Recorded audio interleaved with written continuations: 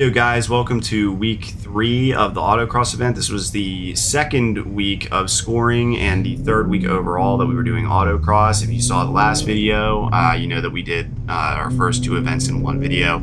So this week was very, very rainy. It was a very wet course and it was a very challenging course. However, our confidence really improved after this day, and we really had a great time. It was a blast as per usual, but the track conditions definitely made things a lot more difficult, a lot more challenging.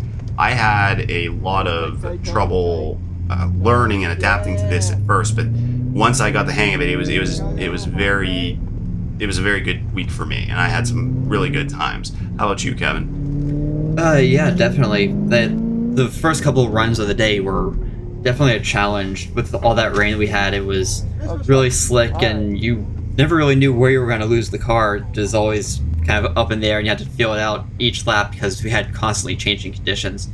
And as a result of that, as you would probably expect, by the end of the day, when everything had dried out, people were putting down times that were significantly faster than what they did at the beginning of the day.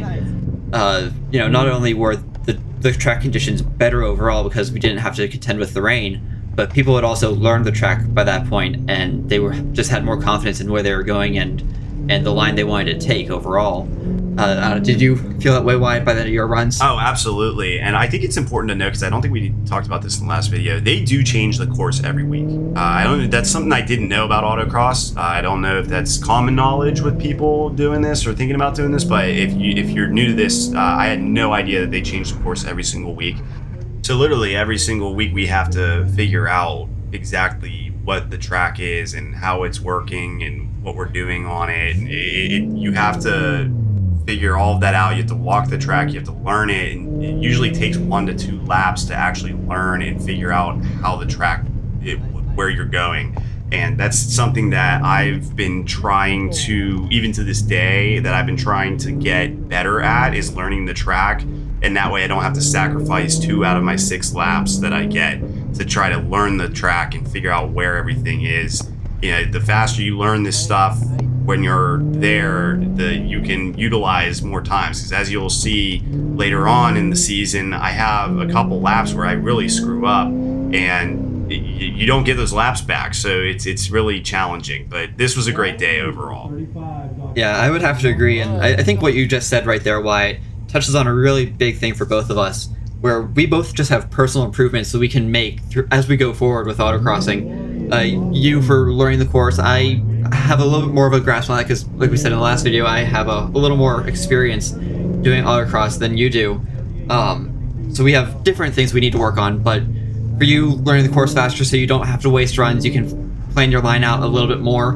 For me, I'm really struggling with some just basic driving knowledge of going into a turn, carrying a little too much speed, braking a little too late, and I'm trying to brake and turn at the same time, so I end up pushing through a corner, understeering a lot, and just wasting time and having to save the car. And in most cases I am successful at that, but it's wasting time, and I could be so much better at that and so much more efficient.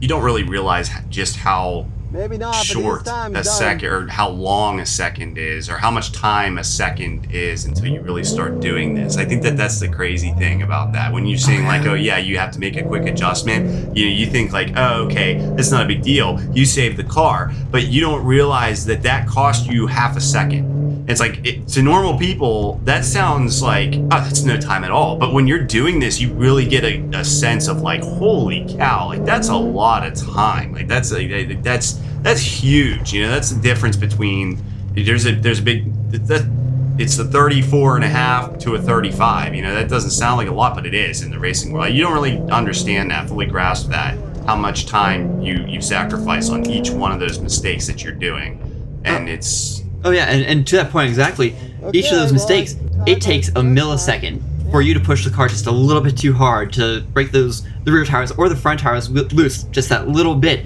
where you now have to make a correction that wastes that half a second, or that's 3/4 of a second even, and it doesn't look like it on video because everything is a little bit more slowed down in this sense. We're going back, we're watching it, but when you're in the heat of the moment, everything is going by in a flash, and you have to make split-second decisions around every turn, and you never have a moment where you can just drive straight. You're always going from one turn to the next. Unlike some track driving where you just have these long straightaways and you can just put your foot down and hammer on the gas. You don't have that here. You're constantly having to modulate your throttle input, your brake input, your steering input. Everything is changing all the time. Yeah, it's a pretty crazy, intense scenario and intense racing environment. It's just, and it's a ton of fun. Don't get us wrong. It can be stressful at times whenever you're thinking about that stuff and you're like, wow, I really have to focus here. And that's one of the things that I am hoping I can improve on, is just keeping my focus and sharpening it and really remembering how to take each turn. Yeah, so at the beginning of this clip, we have now changed drivers. Wyatt's first 6 runs were pretty good overall, and I found it interesting going back and watching this footage and seeing how from the first run to the last run, his line changed ever so slightly going into different turns. Like, for example, going into the first right-hand turn, you could really see that he started going out wider and wider on entry so that he could spend more time on throttle and less time braking or less time turning even, and having the car slow down so that he could just be faster through that turn and faster through the lap as a whole. I don't know if you were consciously doing that, Wyatt, through each run, but I don't know, maybe. yeah, but I mean, whether consciously or subconsciously, you kind of just intuitively know, all right, this is what I did, this is how it felt, I can make this improvement and go faster.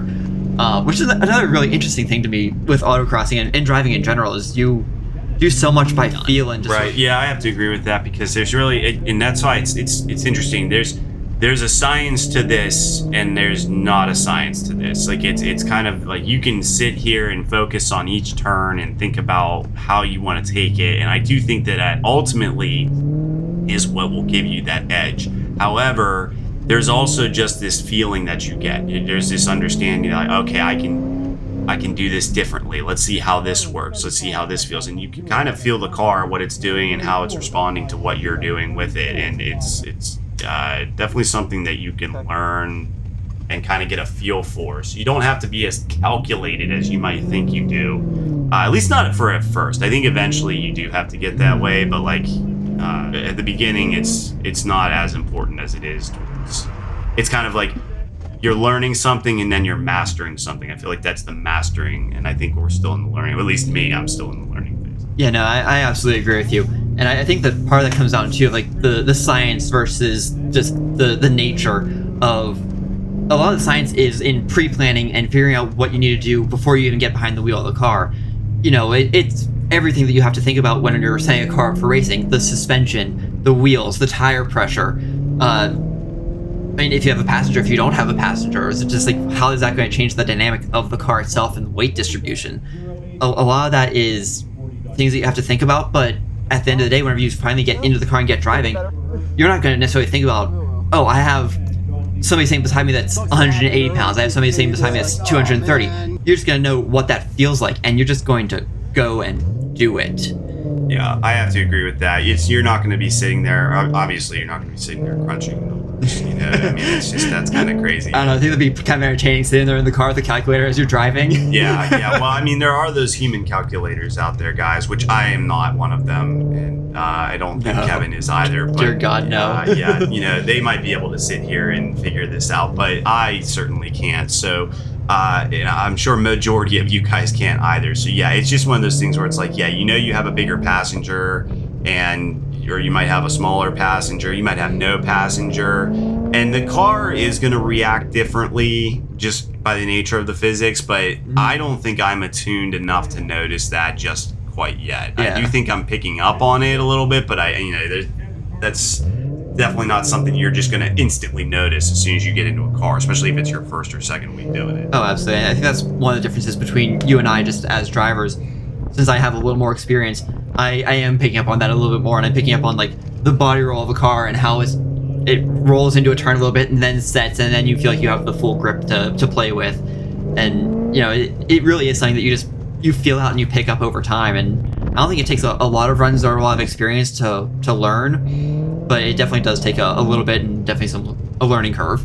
Yeah, I agree with that. It's not something that you just pick up on immediately, but you definitely pick up on things as you go, and there's a lot of other factors that we'll probably go over in the next video about the different performance aspects of the car. But right now, you know, this is more, we were more focused on learning how to adapt to a ever-changing course, and today was a great day to learn about that because of the weather conditions, and it changed so quickly too during the day. I mean, we started out with a torrential downpour, and then we ended up with not. I mean, as you can see right now, the top is down. So we went from just a complete and total downpour to where the top was actually, we were able to put the top down and make it. Yeah, we didn't have to worry about getting soaked or anything. Yeah, it was just a completely dry day by the end of the day, or dry course, and you know, times were significantly faster, and you could definitely feel the difference in the grip levels on the track. But guys, that is the conclusion of our second day running for points in our local autocross. Hope you enjoyed the video, and we'll see you in the next one.